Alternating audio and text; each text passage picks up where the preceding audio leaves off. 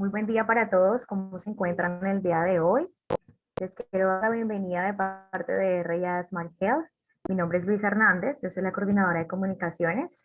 Y bueno, hoy tenemos un espacio para todos ustedes. Hoy tenemos el webinar titulado Prediciendo la progresión del daño en cohortes de pacientes con enfermedad renal crónica. Vamos a dar unos minutos para que por favor se vayan conectando las personas que están ingresando. Recuerden que la dinámica siempre es la misma. Si han tenido la que esto es algo, una sesión muy dinámica, no solamente entran a escuchar, sino que también queremos saber de dónde se conectan, si están ubicados en Colombia. Bueno, queremos saber su nombre para que por favor escriban ahí en el chat, y obviamente vamos a tener un espacio destinado únicamente para las preguntas que ustedes puedan realizarles a nuestros panelistas. Entonces vamos a esperar unos minutos mientras esperamos que las personas se conecten. Por favor, si se conectan, entonces escriben ahí en el chat de qué lugares nos acompañan, su nombre, la organización en la que están representando el día de hoy. Les recuerdo que este webinar es un webinar que se titula Prediciendo la progresión del daño en cohortes de pacientes con enfermedad renal crónica. Hoy tenemos invitados muy especiales. Uno de ellos es Luis Rojas, gerente y miembro de analítica de S4L, Albert Montenegro, científico S4L, y el doctor Gualberto Vuelvas. Vamos entonces, bueno, por acá nos están saludando en el chat, Alfonso Cruz Acosta, Tolima, Hospital San Isidro, bienvenido. Tatiana Cuervo de Cali, Colombia, Comeva, bienvenida. Miriam Lucía Galeano de MedPlus Bogotá, bienvenida. Carolina Medina, súper. Buenas tardes, buenos días, ¿no? Estamos todavía en la mañana. Hola, buen día, me conecto desde Montería, Colombia. Bueno, por ahí ya se están conectando. Denme un segundo, voy a cuadrar una cosita por acá. Mientras, por favor, escríbanos ahí en el grupo de dónde se conectan. Yo sé que de pronto este horario puede resultar un poco complicado, de pronto por su trabajo y demás, pero de verdad agradecemos que hayan separado este espacio en su agenda para escuchar este valioso webinar. Hoy nos van a compartir un poco estos panelistas de su trabajo en cuanto a la interpretabilidad de los modelos de Machine Learning y qué complicaciones pueden tener estos en la práctica clínica. Bueno, yo creo que vamos a iniciar porque el tiempo es oro. Entonces quiero darle paso a Luis Rojas, gerente y miembro de analítica de S4L, para que entonces él dé apertura a este webinar. Luis, bienvenido, este es tu espacio. Hola, hola a todos. ¿Me escuchas bien, Luisa? ¿Me escuchan bien? Sí, Luis, todo bien. Buenísimo, buenísimo. Bueno, no, me da primero un gusto inmenso saludarlos. Voy a compartirles pantalla. Quisiera que me valides, por favor, cuando la pantalla sea visible. Está visible, Luis. Bueno, tú me dices si arrancamos en este momento. Sí, arranquemos.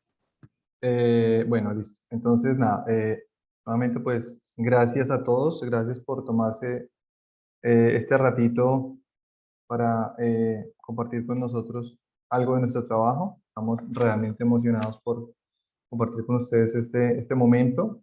Eh, en este webinar estaremos presentando algo del trabajo que hemos venido haciendo en el tema de analítica de datos, en particular en modelos predictivos de Machine Learning y en temas de la interpretabilidad. Este es un tema que tiene bastante elemento técnico de diferentes cuerpos del conocimiento, por eso es muy desafiante, razón por la cual este webinar lo estaremos compartiendo con ustedes, un grupo de personas que tiene precisamente esas características de ser multidisciplinario. Entonces me voy a permitir presentar a quienes hemos hecho parte de la presentación directa de este webinar. Hay otras personas que han participado en el trabajo que hemos desarrollado, pero para este webinar hemos estado trabajando particularmente con el doctor Albert Montenegro. Después ves sus perfiles allí. El doctor Gualberto Vuelvas, que ya enseguida le voy a dar la palabra.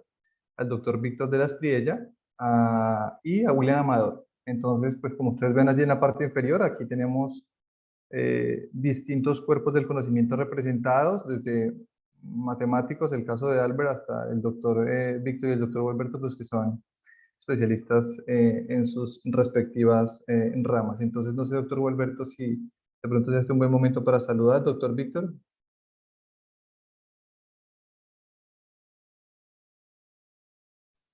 Buenos días, Luis, y buenos días a todo el equipo de S4L y gracias también a la doctora Sandra por la invitación y a Reya por este espacio y pues aquí atentos a todo el desarrollo de la conferencia, Luis, y gracias también a ti por esta invitación. Gracias, doctor Gualberto. Gracias también a R. Asmajet por abrirnos este espacio y este espacio académico y, bueno, compartir esto. Ven ustedes que aquí pues hay un grupo de ingenieros y especialistas que representan básicamente dos instituciones. Por un lado está Medicinú, que es una IPS que está especializada en el manejo de pacientes que tienen estas características. Por otro lado está S4L, que es una compañía de base tecnológica que trabaja en el desarrollo de modelos predictivos para predecir desenlaces en esta enfermedad en particular. Este webinar, el título es Prediciendo la progresión del daño en cohortes de pacientes con enfermedad renal crónica, modelos de machine learning desarrollados a partir de registros clínicos. Vamos a hablar un poquito de las implicaciones que tiene la interpretabilidad de estos modelos, que es un asunto que está en la agenda pública y que encontramos de máximo interés. Voy a ir hacia adelante. Primero decirles que este modelo que vamos a presentar acá es uno de un conjunto de modelos que hemos desarrollado, todos ellos orientados a proporcionar herramientas para gestión de riesgo renal. No es el único modelo que hemos trabajado, no pretende ser exhaustivo, ha sido desarrollado dentro de un proceso completo, digamos, de evaluación que hemos hecho. Presentamos este en particular porque consideramos que es suficientemente representativo del trabajo que hemos hecho, pero no por eso significa que es el único. Hemos trabajado en, por ejemplo, predecir un evento que en enfermedad renal crónica es la progresión rápida, es un descenso acelerado de la tasa de filtración glomerular. Hemos trabajado también en modelos predictivos para predecir cambios de estadios, llegada a enfermedad renal crónica terminal y otros. Para dar un poquito de contexto, perdón, doctor Gualberto, ¿quiere aportar algo en este momento? No me pidieron prender la cámara. Ah, bueno, doc, no, está muy bien. Pero me parece interesante, doc, precisamente darle la palabra a usted en este slide que me parece de máximo interés clínico y creo que usted es mucho más idóneo que yo para comentarlo. Bueno, incluso me gustaría darle la palabra al doctor Víctor como nefrólogo, que pueda apoyar esta diapositiva. No sé, Víctor, ¿me estás escuchando?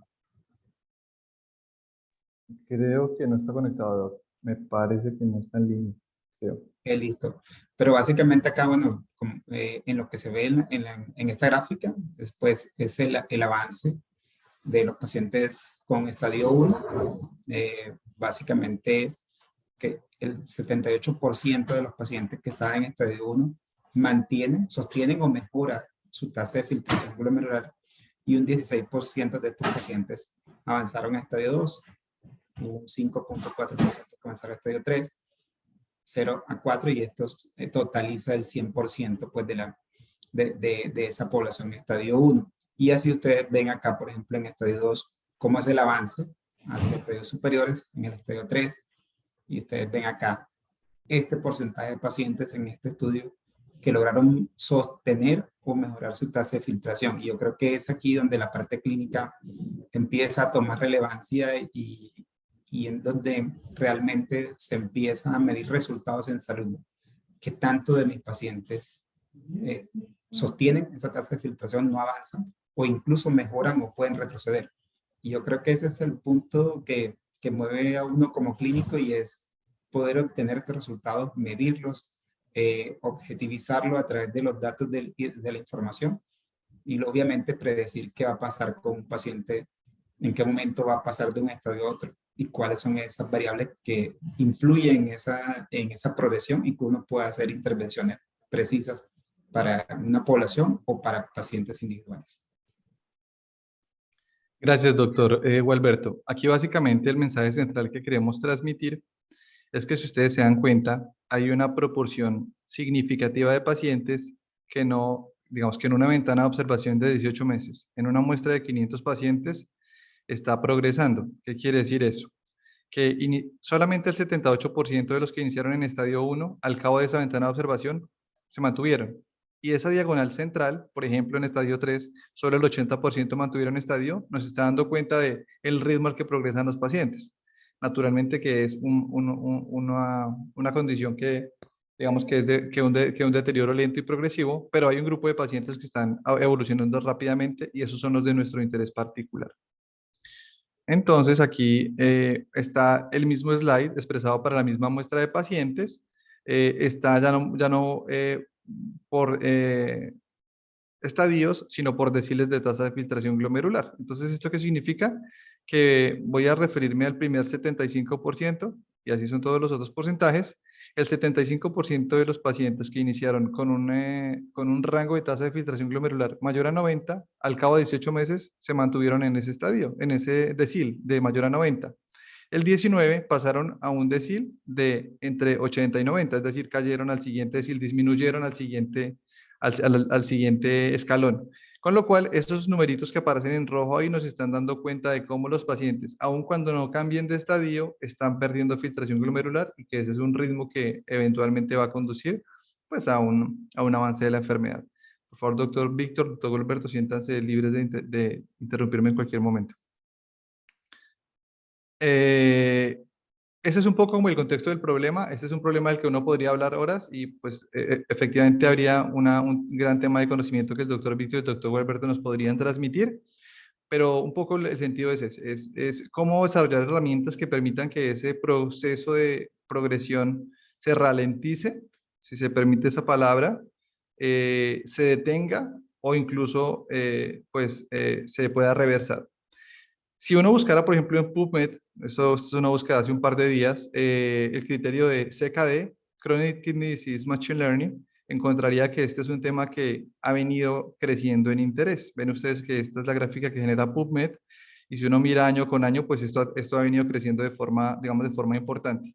Seguramente si uno busca con otros términos, pues va a encontrar unos números distintos, pero la tendencia es la misma. Y esto lo que significa es que hay un interés cada vez más grande frente al desarrollo de este tipo de tecnologías. Hay bastante evidencia, hay unos journals de muchísimo prestigio que han publicado unos trabajos muy interesantes y bueno, es un poquito también el contexto de que esto es algo que en el mundo viene desarrollándose. Aquí hemos incluido algunos estudios que nos han parecido que tienen unas temáticas similares a los que nosotros hemos hecho, por eso están allí, porque han sido referentes para nosotros y porque también nos dan cuenta de que instituciones en el mundo muy prestigiosas también están preocupadas de este tipo de problemas. Entonces ya vamos a entrar concretamente a lo que es trabajar en lo que es el modelo. Entonces, durante esta presentación vamos a estar alternando entre unas cosas que son muy propias de ciencia de datos, a lo que es Machine Learning, ese tipo de cosas, hasta temas clínicos. Y quisimos que fuera de esta manera para que resultara de interés para un grupo, digamos, amplio de personas que puedan estar trabajando en estos temas en el sector salud. Este primer slide es un slide que da cuenta del preprocesamiento que hicimos a los datos. Ven ustedes que hay un diagrama central y ese diagrama está mostrando, allí está expresado, que estos pacientes han sido atendidos durante un periodo de tiempo.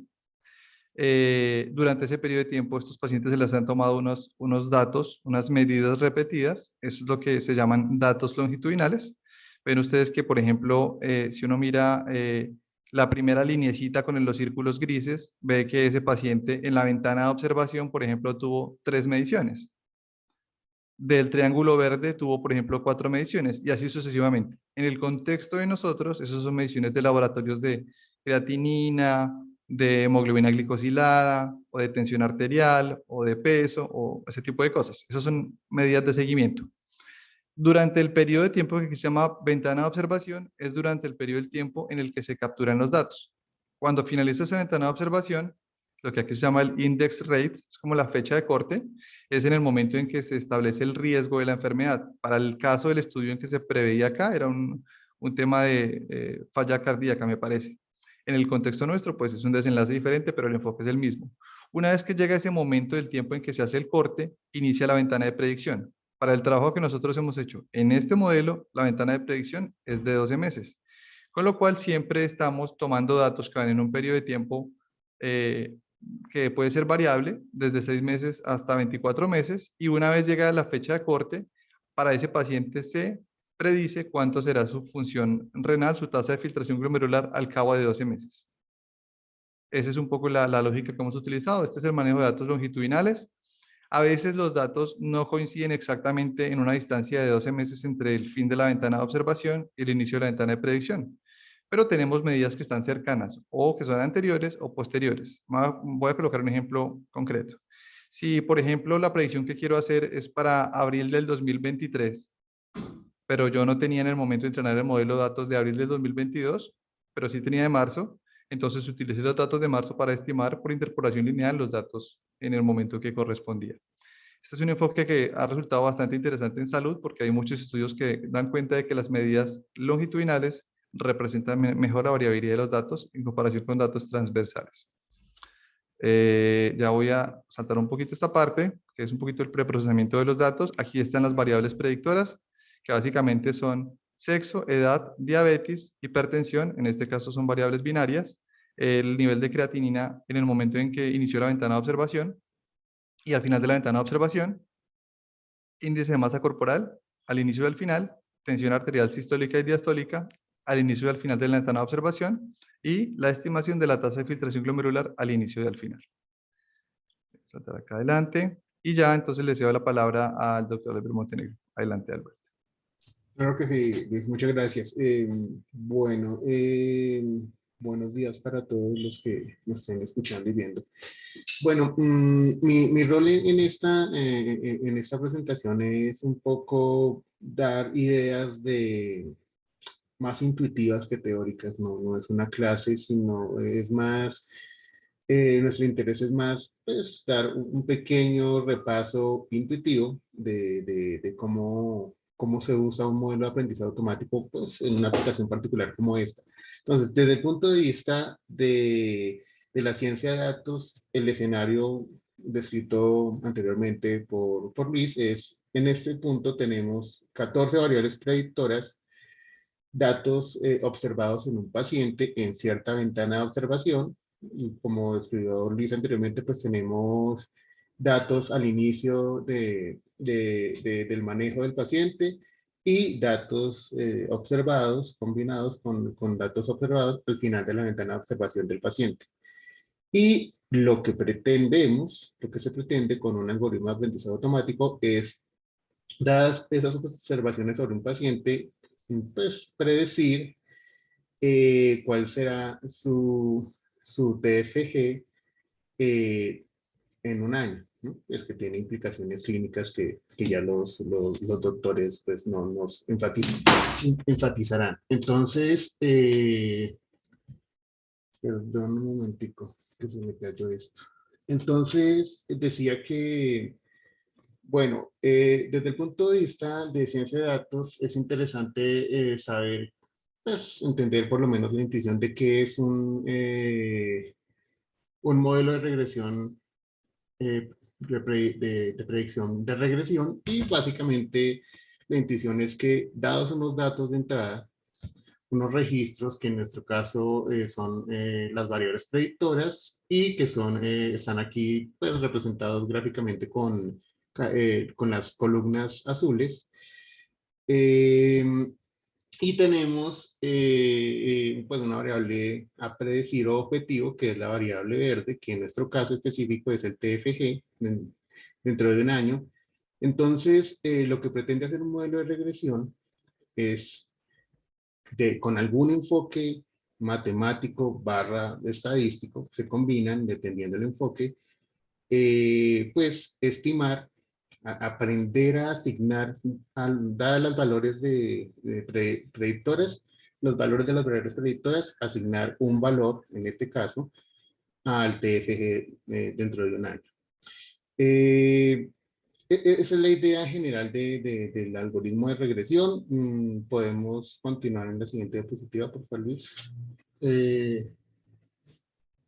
Bueno, hay muchos modelos pues, de aprendizaje automático de regresión.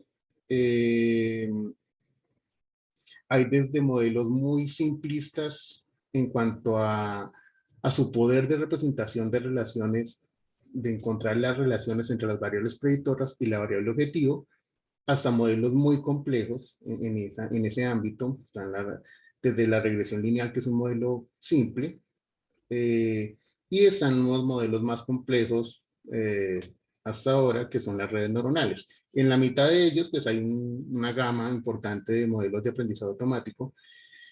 Y aquí es importante enfatizar que hay como un balance entre los modelos más simples desde el punto de vista de su poder de representación, pues suelen tener un grado importante de interpretabilidad, que significa que quien ve la salida del modelo puede entender más o menos, inferir cómo el modelo combinó las variables de entrada para tomar una decisión y predecir un valor en este caso.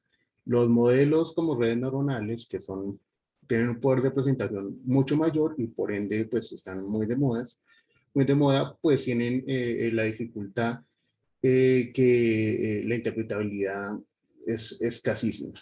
Es muy escasa la interpretabilidad. Y en esta área pues, de medicina, sí que es importante la interpretabilidad, ¿no? Es importante saber cómo el modelo está tomando una u otra decisión o haciendo una predicción y pues una red neuronal en principio dejaría eso de lado. Por eso, en nuestro caso, usamos un algoritmo de aprendizaje automático intermedio, que es un gradient boosting. Ese algoritmo de aprendizaje automático pues, está en el nivel intermedio de poder de representación, pero además que tiene cierto nivel bajo, pero tiene cierto nivel de interpretabilidad, que ya discutiremos en la siguiente diapositiva. Básicamente, el gradient boosting es un algoritmo de aprendizaje de ensamble que significa que realmente son varios modelos de aprendizaje automático conectados uno con el otro. Y lo que hace cada modelo de aprendizaje automático es intentar mejorar las predicciones en las que se equivocó el anterior. Es una cadena de modelos de aprendizaje automático en las que cada uno de los modelos se enfoca en los errores que cometió el anterior. Este algoritmo de aprendizaje automático es muy conocido en el área de ciencia de datos, y por eso escogimos este.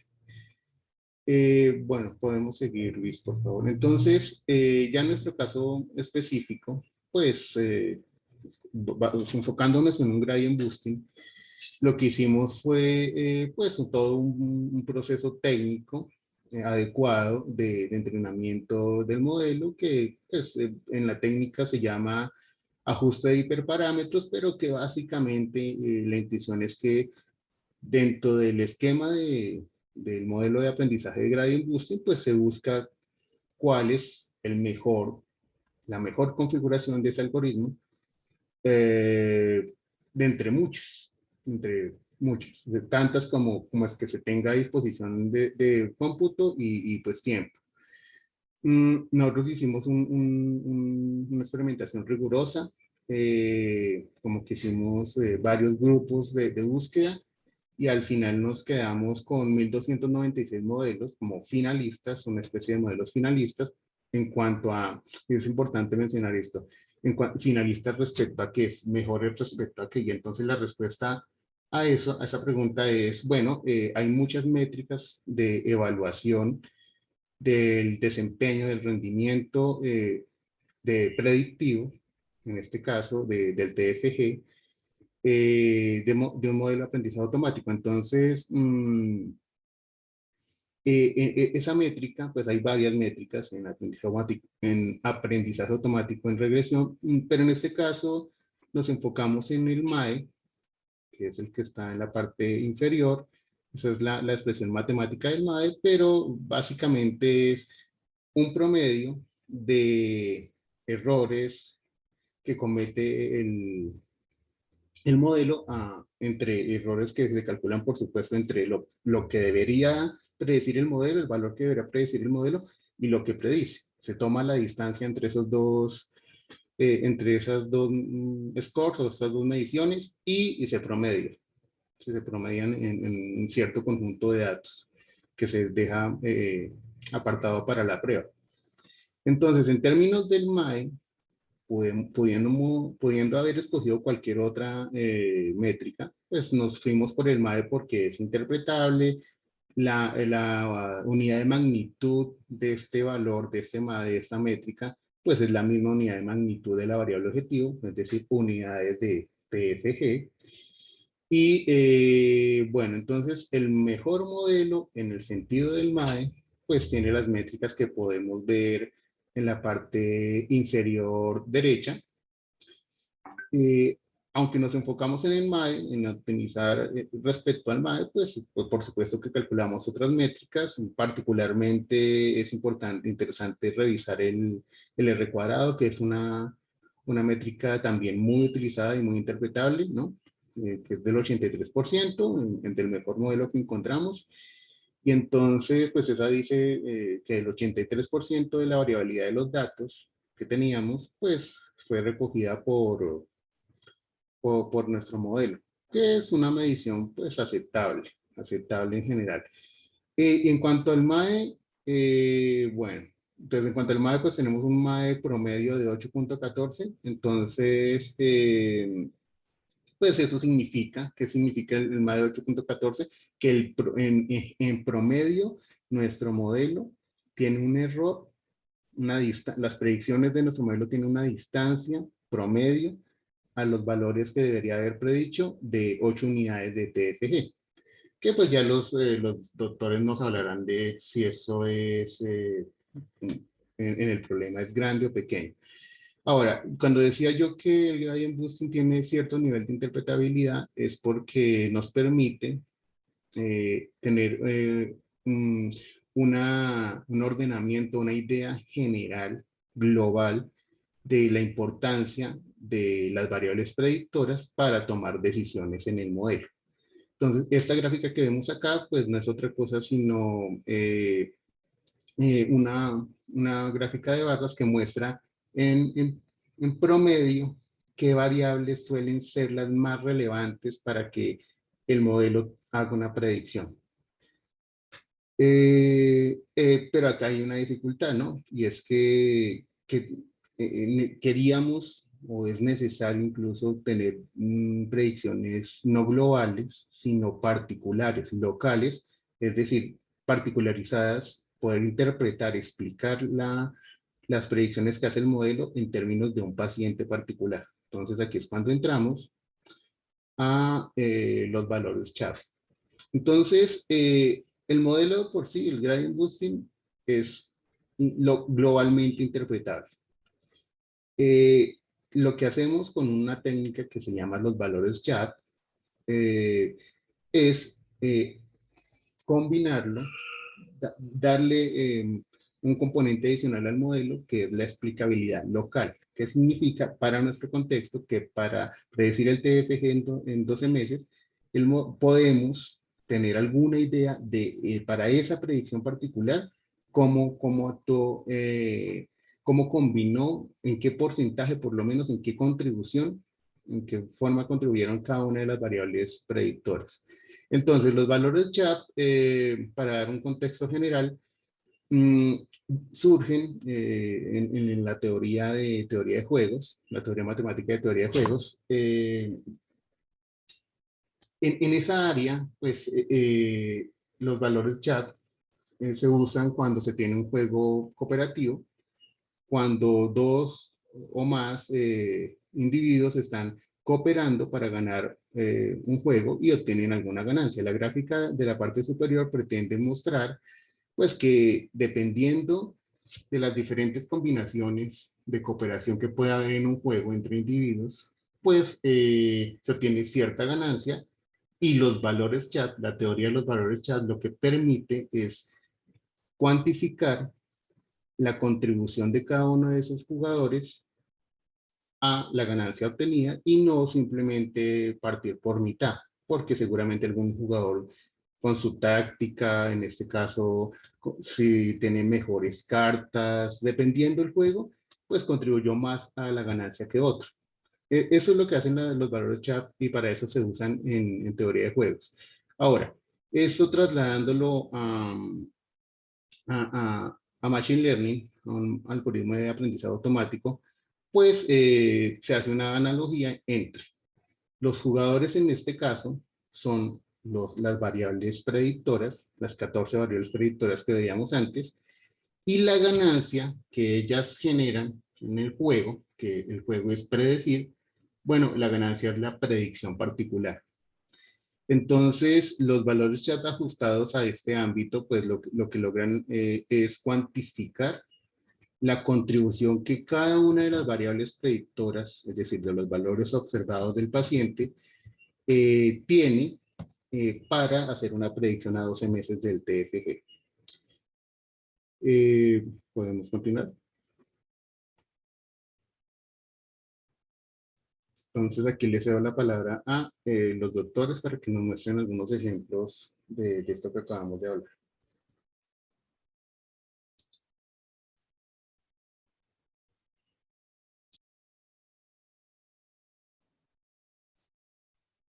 Sí, si quieres para hacer la transición, bueno, todo lo que hemos dicho anteriormente es el proceso de elaboración que hemos observado durante este trabajo para el desarrollo de este modelo en particular. Al final del día, el trabajo que nosotros hacemos se ve resumido en que dados unos datos de entrada de un paciente, unos datos que ya se mencionaron anteriormente, el modelo determina o estima cuánto será el valor de la tasa de filtración glomerular al cabo de 12 meses. Entonces, esta gráfica que ustedes ven acá en la parte inferior derecha da cuenta de en cuánto contribuyó cada una de las variables que están listadas en el eje Y, o sea, en la vertical, dado un valor de tasa de filtración glomerular al momento de la ventana de predicción. Es decir, hoy el paciente tiene una tasa de filtración glomerular, el modelo toma los datos de hoy y los datos que tenía al inicio del tratamiento y con base en eso el modelo predice cuánto será dentro de 12 meses. Esta gráfica que ustedes ven acá da cuenta de la importancia que tuvo cada una de las variables en la predicción. Voy a irme al caso 4 y le voy a ceder la palabra al doctor Víctor y al doctor Gualberto.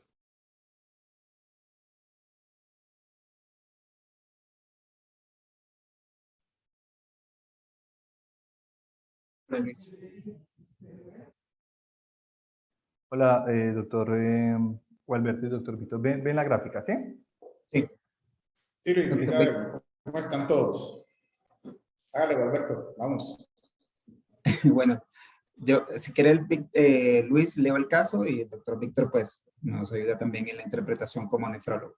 Entonces, básicamente, Luis acá nos pone un caso de mujer de 53 años que inició con un índice de masa corporal de 25 hace 18 meses y ahora tiene un índice de masa corporal de 25.3. 39. Es hipertensa, pero no diabética. Su creatinina actual es de 0.70, aunque inició con 0.75 hace 18 meses. Su su presión arterial sistólica es de 112 e inició con 120. La tensión arterial diastólica actual es de 72, aunque inició con 80. Su tasa de filtración actual es de 87.9, aunque inició con 83.5, ¿sí? 18 meses atrás. El modelo predice que al cabo de 12 meses su tasa de filtración será 86.6. ¿Sí? Ese es el caso 4. Entonces, me gustaría hacerle una pregunta de pronto al doctor Víctor y al doctor Gualberto. En el proceso rutinario, digamos, de la intervención de los pacientes, ¿cuáles son los datos que se suelen estimar y un poquito cómo se hace la evaluación del riesgo clínico cuando el paciente llega al consultorio con unos resultados y con una evolución? Sí, Luis, a ver, cuando uno enfoca los pacientes para ver si tienen, primero, enfermedad renal y segundo, si tienen riesgo de deterioro en la enfermedad renal, utiliza en poblaciones de riesgo, como el caso de la paciente, que es una persona hipertensa, variables como la edad, la enfermedad de base, en este caso se valora la hipertensión o diabetes, el valor de creatinina, la estimación de la tasa de filtración glomerular y la relación albúmina-creatinina como un factor importante del estado actual y de posible progresión o regresión de la enfermedad. ¿Cierto? Digamos que esos son los parámetros más importantes que uno, o que más pesan, ¿cierto? En el enfoque del paciente. Sin embargo, yo creo que hace un rato que me pude conectar y los escuchaba, pero no me escuchaban ustedes. Hay un tema muy interesante para nosotros los clínicos, es poder, y de pronto me estoy adelantando en algo, es saber cómo interpretar estos resultados que salen de estos modelos basados en inteligencia artificial y en aprendizaje de las máquinas. ¿Y qué llama la atención de todo esto? Y quizá puede llegar a ser un resumen adelantado de lo que buscamos los clínicos, es saber que de pronto encontramos variables que las teníamos algo rezagadas, no olvidadas, sino rezagadas, que nos puedan estar prediciendo que ese paciente tiene un potencial alto, moderado o de regresión y o progresión de la enfermedad renal. Y, por ejemplo, uno de ellos es el índice de masa corporal. ¿Y qué nos lleva a eso? Y yo creo que eso puede ser el resumen de importancia, es que definitivamente la medicina ajustada a paciente o la medicina individualizada o la medicina de precisión nos va a decir a nosotros cuál es la intervención que ese paciente al final necesita para evitar la progresión de la enfermedad renal. Es decir, si tiene un índice de masa corporal alto, quizá ya nosotros lo tenemos con la mejor intervención, el mejor control, pero aún no intervenimos esa parte y ese paciente hay que hacerle un esquema diferencial de enfoque en la prescripción de ejercicio, en el control del peso o en el desarrollo de programas específicos para el control de obesidad.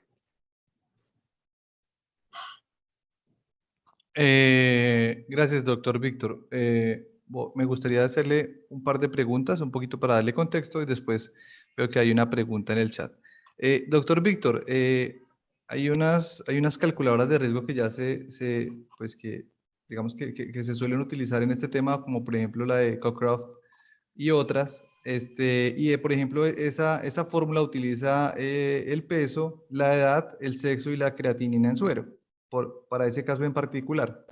Y por ejemplo, en la guía práctica clínica está digamos, el cruce de la albuminuria con la tasa de filtración glomerular para que el paciente quede en una zona verde, amarilla o roja. Entonces, la pregunta que le quería hacer es, ¿cómo se incorpora, digamos, en ese análisis de cuadro clínico temas como, por ejemplo, la tensión arterial? Digamos, ¿cuánta información agrega para un clínico como usted, que es pues experto, saber que el paciente tiene unas cifras controladas o descontroladas de tensión arterial? Bueno, Luis, nosotros tenemos varias cosas varias opiniones, y yo creo que lo hemos trabajado en las diferentes reuniones académicas y obviamente para el desarrollo de este tipo de herramientas. Primero, la fórmula de Crocop-Gold, que es quizá la que es con quien nos miden en la cuenta de alto costo en Colombia. No es la más precisa ni la más exacta y la que más dispersiones tiene. Sin embargo, eso hace de que nosotros utilicemos necesariamente esa fórmula. Ahora, existen, como les decía hace un rato, variables que nos hacen predecir a nosotros el aumento del daño renal, y definitivamente en Colombia la hipertensión arterial, ¿cierto?, es la principal causa de daño renal en los pacientes que están incluso en diálisis. Entonces, las cifras de tensiones arteriales no controladas son uno de los factores que le predicen a uno el riesgo que tiene ese paciente de deteriorar aún más la función del riñón. Entiendo, doctor Víctor y doctor Gualberto. Y tal vez una última pregunta antes de pasar a responder la pregunta, porque lo que veíamos un poquito en la gráfica inicial, que yo creo que, como decía el doctor Gualberto, es un poquito la que revela digamos, la intención de nuestro trabajo es estos pacientes que están en estadio 1 y en estadio 2, que son estadios tempranos. Incluso creo que algunos de esos pacientes se atienden en prestadores primarios. ¿Cada cuánto un médico general o un médico experto tiene la oportunidad de evaluar el riesgo de esos pacientes? ¿Cómo es el proceso de intervención en esos estadios tempranos?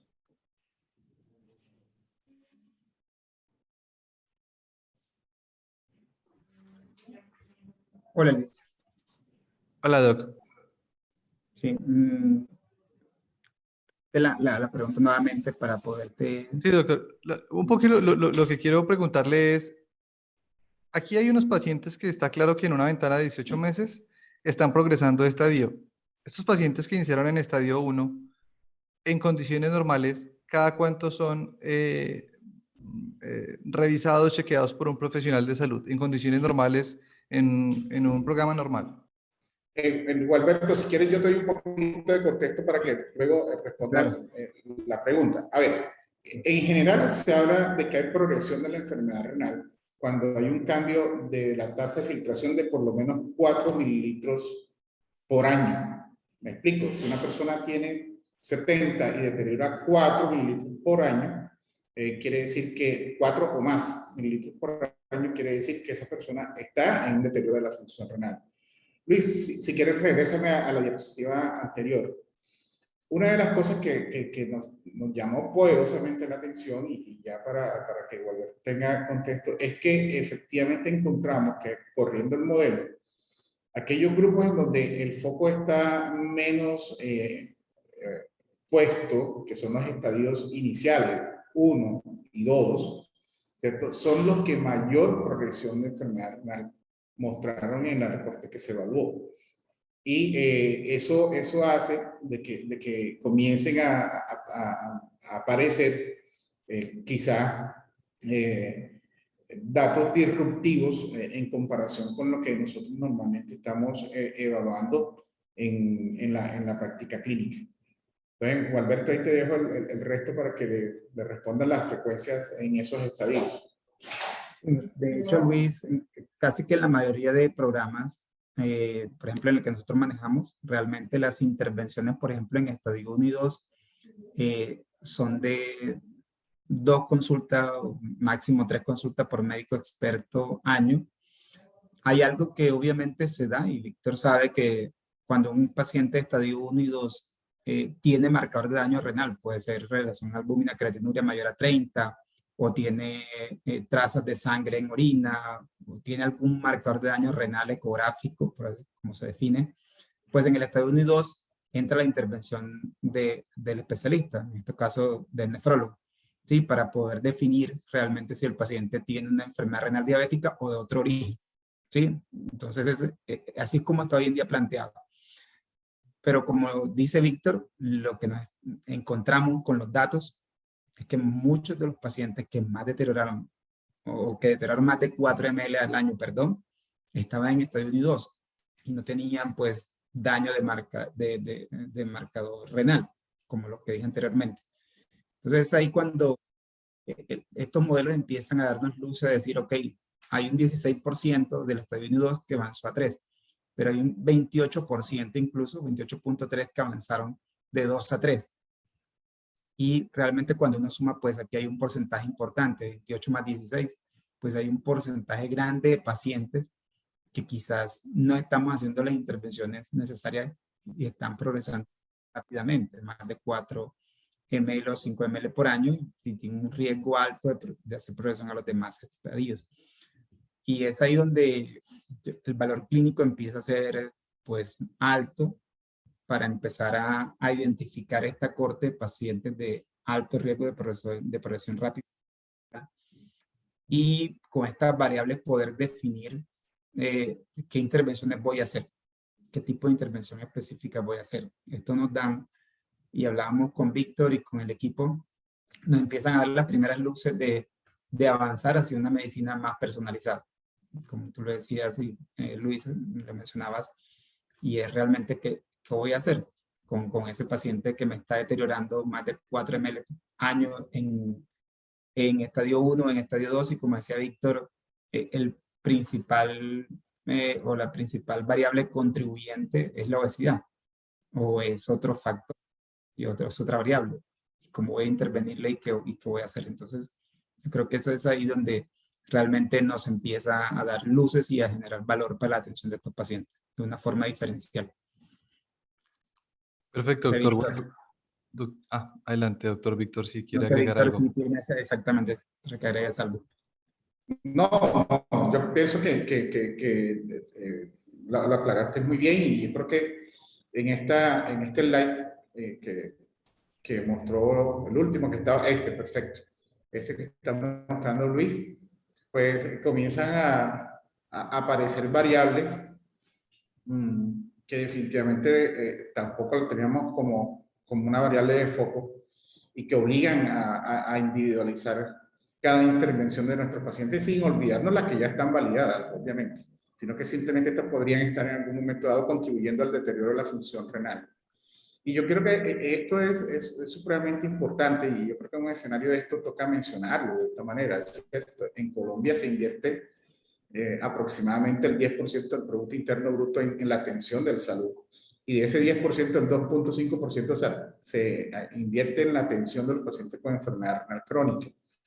Es decir, es un rubro en extremo alto en la atención de nuestros pacientes y que nosotros tenemos que buscar cuáles son las variables conocidas que ya saben que tenemos y que conocemos que tienen precisión, pero algunas otras que no las tenemos en el foco, comenzar a controlarlas. Yo pienso que esa es la importancia de todo este tipo de opciones. De hecho, Víctor, ahí hubo una que en una de las revisiones que hicimos con Luis durante toda la fase del estudio, que nos llamó poderosamente la atención y fue la hemoglobina glicosilada. Entonces, cuando le preguntamos a Luis si los pacientes que tenían niveles o superiores a la meta de 7 y los ejercicios con pacientes de 9, de 10, de 12 hemoglobina glicosilada durante el tiempo de la medición, realmente el impacto en el deterioro de la función renal, pues, decía Luis, pero es que no es significativo. De hecho, pues acá está Luis, yo creo que ni siquiera aparece dentro de estas y nos sorprendió, ¿sí? Porque casi nos están diciendo, controlemos rápidamente hemoglobina glicosilada y pues en el algoritmo pues encontramos que no pesaba tanto. Entonces nos hicimos preguntas como decir, ok, ¿será que es el tiempo de la evolución de la enfermedad? El tiempo que lleva el paciente, que también lo dice la literatura, el tiempo de evolución que lleva que tiene el paciente con la enfermedad, pero además de ese tiempo de evolución, si ha sido, por ejemplo, si tiene 10 años y ha pasado 8 años mal controlado, quizás ese es, como le dice la literatura, es el impacto más grande. Pero cosas que cuando uno empieza a ver estos, con los datos, este tipo de cosas, uno dice, seguramente la literatura nos dice, sí, tempranamente meter al paciente en meta desde el momento del diagnóstico. Y quizás siempre llegamos tarde al diagnóstico, que es lo más triste, o sea, siempre estamos retrasados. De hecho, el 50% de los pacientes no están diagnosticados en este momento con diabetes. Y quizás es ahí donde también empieza a darnos fuerzas y luces de cómo predecir deterioro de la función renal en pacientes con prediabetes. Y es una de las preguntas que surge a partir de este tipo de análisis de estudios. Quizás valdría más la pena mirar y empezar también a bajar un poco más, a identificar pacientes prediabéticos y hacer un algoritmo para mirar qué tanto van a deteriorar en el tiempo. ¿Sí? Entonces, y si eso se revierte, la prediabetes, realmente se podría parar la progresión de la enfermedad renal o reversarla. Pues la literatura dice que sí, pero bueno, los datos de vida real son otras cosas cuando empiezo a analizarlo. Gracias, doctor Gualberto. Hay algunas preguntas que me parecen de máximo interés, porque cuando se ven estos modelos, pues yo no soy clínico, está claro que es un tema que no domino, pero me ha correspondido estudiarlo un poco más desde la esquina de la ciencia de datos. Surgen preguntas como, por ejemplo, la que nos hace aquí Alfonso Cruz. Dice, ¿estos pacientes tenían algún tratamiento específico similar o cada uno tenía un tratamiento diferente? Dieta, ejercicio, tenían cifras de tensiones controladas o glicemia controladas. Entonces la respuesta es, este grupo de pacientes tiene unas características relativamente homogéneas. Son pacientes que son mayores de edad, son pacientes que son hipertensos y o diabéticos, son pacientes que están incluidos en un plan de seguimiento donde el objetivo de ese plan es controlar su diabetes cuando son diabéticos y la progresión de la enfermedad renal crónica, que son pacientes que están siendo tratados. Con lo cual, esto tiene unas implicaciones importantes en la utilización del modelo. Este modelo, por ejemplo, no es generalizable para poblaciones que tengan otras características, o sea, para población general. aunque tuviéramos disponible la medición de la tasa de filtración glomerular de un paciente sano, aunque tuviéramos el índice de masa corporal de un momento pasado y del presente, aunque tuviéramos su tensión arterial, aunque tuviéramos esos datos y esos datos se los presentáramos al modelo y el modelo generara un resultado, porque es una función matemática y va a generar un resultado, ese resultado no sería confiable, por cuanto las características que tenía la población sobre la que se hizo el estudio no están reflejando las características individuales del paciente. Entonces, dentro de este grupo de pacientes, había unas características que algunos pacientes, por ejemplo, tenían la tensión arterial controlada o descontrolada. Precisamente lo que hace el modelo es tratar de entender cómo afecta el patrón de la progresión a un paciente que esté controlado versus un paciente que esté descontrolado. Y con base en eso, cuando se le presentan esos datos, es que el modelo presenta pues una predicción. Por Sí, favor, sí. Adelante, para adelante. complementar de pronto la respuesta, Luis, y son de las preguntas que salen cuando empieza uno a observar los resultados, doctor Cruz, y lo conversábamos con Luis y con Víctor, y quizás aquí, pues, esto es solo el inicio, esa pregunta que hace si tenían un tratamiento diferente o no, y es donde también hemos definido esas preguntas dentro de la investigación que va a seguir, porque apenas esto, como dice Víctor, está iniciando. Hay que hacer análisis y mirar por grupos de pacientes o segmentar los pacientes de acuerdo al tratamiento farmacológico que tengan. A ver qué tanto es el impacto, ¿no?, de la progresión, por ejemplo, de un grupo de medicamentos o de una combinación de medicamentos con respecto a la progresión. Hoy en día sabemos que tenemos medicamentos recientes en diabetes, como los ICGLT2 o los análogos de GLP-1, que sabemos que tienen un impacto en detener o desacelerar, sí, la progresión de la enfermedad renal. Y es quizás aquí donde empieza a tener mucho más valor hacer ese tipo de análisis. Y creo, no, es el paso que vamos a seguir, y es decir, ok, ¿qué va a pasar realmente si se hace intervención con estos pacientes? Pasa puede pasar lo que pasó en los ensayos clínicos, y si por ejemplo, un paciente estadio 1 y 2, como decíamos hace rato, que son los que miramos que progresan más rápidamente, así estén controlados con su hemoglobina glicosilada y con todos sus factores de riesgo, y estén bien, pero van a progresar, valdría la pena utilizar otro tipo de terapia, incluso porque a veces este tipo de terapia están indicadas en esos pacientes con estadios renales más recientes, y es donde están los estudios. Entonces, es empezar a hacer ese tipo de correlaciones, y yo creo que aquí hacia allá vamos, y queremos mirar a ver cómo es ese comportamiento de ese aporte de pacientes por grupo de medicamentos. No sé, Víctor, si acá pues... No, totalmente de acuerdo. Es decir, este tipo de iniciativas, al final, cuando uno tiene todos los resultados, lo que generan son muchas más preguntas que la respuesta que uno quisiera escuchar, ¿cierto? Entonces, yo creo que la pregunta que hace el doctor es suficientemente válida. La habíamos considerado, como lo mencionó el doctor Huelva, pero el próximo análisis tiene que ser las características de pacientes cruzados con medicamentos que hoy sabemos que modifican la enfermedad renal, tanto en diabetes como no diabetes, y que seguramente algunos de estos pacientes o lo venían recibiendo o lo están recibiendo en este momento. Entonces, hace parte del subanálisis de los datos en otra unidad de tiempo. Es decir, esto se comenzó hace un poco más de 2 años, y en los últimos 2 a 5 años es cuando hemos tenido todo el boom de los medicamentos SGLT2 y análogos de GLP-1, con todos los desenlaces renales y cardiovasculares que se vienen haciendo, específicamente los renales en los últimos 2 años, y en especial en el último año, donde se están haciendo los análisis de los estudios.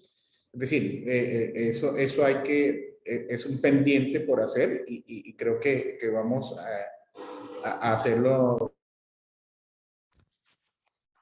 Sí, y de hecho, para complementar lo que dice Víctor acá, una de las cosas que estamos y que queremos y que vamos a trabajar es que esto realmente sirva a la creación de una herramienta de soporte a la toma de decisiones clínicas, y también a la evaluación de la costo-efectividad de una decisión. ¿Qué pacientes realmente se van a beneficiar o no de una terapia o no? para poder detener o retrasar la progresión de la Sí. enfermedad renal. Y es una de las cosas, Luis, que quiero que de pronto ahí nos des un poco más de visual al respecto de hacia dónde queremos apuntar con todo esto. Sí, Doc, y estaba muy en línea con una pregunta que hace Sandra y es, bueno, ¿cómo este tema puede llegar a alinearse con el tema de evitabilidad y la reglamentación que está a punto de expedirse en cuanto a lo que es la UPC diferencial? Donde básicamente lo que hemos visto es que la mayoría de los desenlaces que están dentro del premio o el castigo, dentro del valor que se percibe, son desenlaces renales. Entonces me gustaría hacer una pequeña intro y después hacer la palabra al doctor Gualberto. Para nosotros, esta es una herramienta, digamos, de soporte que puede ser tremendamente eficiente en la medida en que se puede utilizar a un muy bajo costo. Si bien hay una inversión en conocimiento, en tiempo, en esfuerzo durante el proceso de desarrollo, cuando los modelos ya están desarrollados, resulta relativamente económico tamizar muchos pacientes a través de los registros que están en las historias clínicas. Y si a través de ese proceso de marcación de pacientes se puede identificar dentro del universo total aquellos que tienen un riesgo aumentado de presentar ese desenlace, y eso condujera a que los clínicos y los equipos que los acompañan en ese proceso, digamos, de atención, pudieran intervenir y evitar ese desenlace, posiblemente veríamos en el curso del tiempo una menor incidencia de estadios avanzados de la enfermedad renal crónica. Por ejemplo, podríamos ver, y no está dentro del alcance de esta presentación porque pues, no lo quisimos incluir, cómo se puede, por ejemplo, identificar anticipadamente pacientes que por sus condiciones de tensión arterial o índice de masa corporal u otras variables puedan llegar a tener rangos muy altos de hemoglobina glicosilada. Es decir, cómo se van alineando esos marcadores que están en la historia clínica con la marcación de pacientes.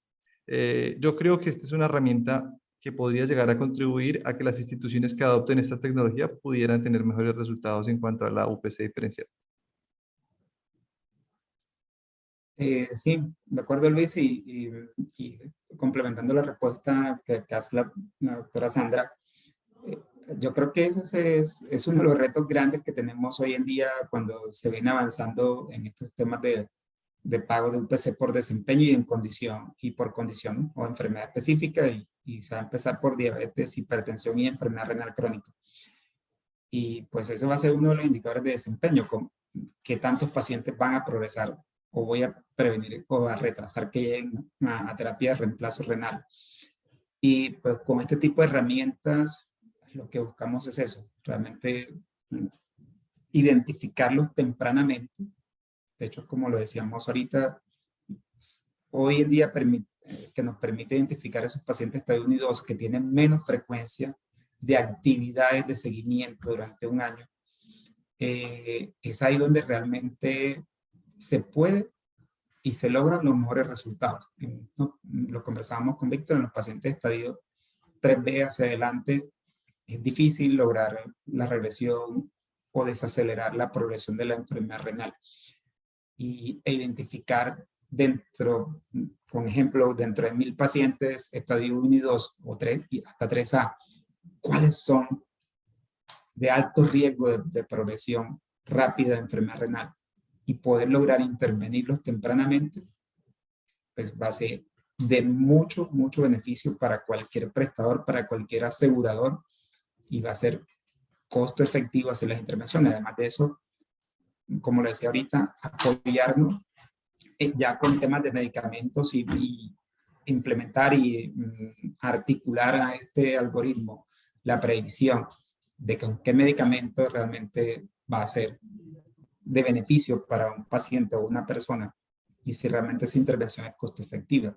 Porque donde uno sueña como clínico es eso, que al final cuando tú cierras una historia clínica te diga, mira, este paciente es de alto riesgo de progresión de enfermedad renal crónica, la mejor decisión clínica basada en la guía de la evidencia es esta, y la más costo efectiva es esta, ¿sí? Con datos de vida real, y tú puedas simplemente apoyarte en esa decisión. Obviamente son decisiones impulsadas por datos y por máquinas que no reemplazan al humano de ninguna forma. Siempre hay que tener la visión holística del paciente. Puede que estén unas variables por fuera de las que están acá, que quizás no hayamos visto, pero es el complemento ideal para una buena toma de decisión. Siempre hemos dicho, esto nunca va a reemplazar una decisión médica, no, siempre tiene que haber ese grado de intuición o de visión holística, una condición donde el médico también hace su aporte. Entonces, yo creo que esto va a ser fundamental para poder lograr esos mejores desempeños de resultados en salud y lograr esos incentivos que propone este nuevo modelo de contratación. Doctor Gualberto, doctor Víctor, doctor Albert, muchísimas gracias y especial agradecimiento a todas las personas que han tomado un ratito de su tiempo para compartir con todos. Quizá Luis, hay una última pregunta acá que la doctora Sandra hace y es: ¿qué desafíos hay para que estos modelos sean confiables considerando la fragmentación de la información en diferentes prestadores? Pregunta bastante interesante. Una pregunta desafiante. Sí, señor, adelante. Sí, desafiante, y yo creo que, pues, por nuestra experiencia, donde se nos dan ese tipo de fragmentación de la información, yo creo que aquí uno de los temas importantes es la interoperabilidad. Definitivamente, si no interoperamos, va a ser difícil lograr que esto se logre. Yo creo que rápidamente todos los prestadores debemos incorporar herramientas tecnológicas que permitan interoperar para poder armar esos silos de información, de datos, donde podamos correr estos algoritmos, ¿no? De hecho, hoy en día, pues, empresas como S4L y otras que también se están dedicando a estos temas es simplemente tener acceso a datos e información, independientemente de cuál sea la fuente. Entonces, se interoperan simplemente, y es el modelo que hemos desarrollado con S4L, y es, ok, tengo datos, viajan a un algoritmo y me devuelve la predicción de esa corte de pacientes. Entonces, yo creo que es un tema que se puede superar rápidamente con decisiones de fondo de todas las IPS de embarcarse en temas de interoperabilidad, de tener equipos interdisciplinarios, como lo ha presentado Luis hoy, de personas que sepan mucho de infraestructura de datos, de interoperabilidad, científicos de datos, clínicos. Obviamente la parte clínica aquí es fundamental, y que eso no son islas aparte ni silos, es que tenemos que trabajar de la mano con un equipo multidisciplinario para que eso se pueda dar y pueda funcionar muy bien. Muchas gracias a todos por el tiempo. Un especial abrazo, un especial saludo. Ahí están nuestros correos electrónicos si acaso consideran a bien contactarnos por alguna razón. Muchas gracias a RIA por el espacio que ha convocado y bueno, que tengan una feliz tarde. No sé si de pronto Sandra, Luisa, ¿quieres hacer algún cierre? Y Luis, agradecerte a ti por la participación y a todos nuestros panelistas. Esperamos que este estudio, esta información haya sido de gran valía para cada uno de ustedes. A nuestros asistentes por estar presentes el día de hoy. Les dejé ahí en el chat el link de YouTube donde van a poder encontrar esta grabación del webinar y todo el contenido de valor que tenemos. Y al final de este webinar van a encontrar también una encuesta que nos ayuda a nosotros a saber realmente sus apreciaciones sobre este tema. Les recordamos, próximo 11 y 12 de mayo, nuestro Doctor 4.0, esperamos verlos allí y extendemos esta invitación. Chao, chao. Muchas gracias a todos. Muchas gracias a todos. Gracias.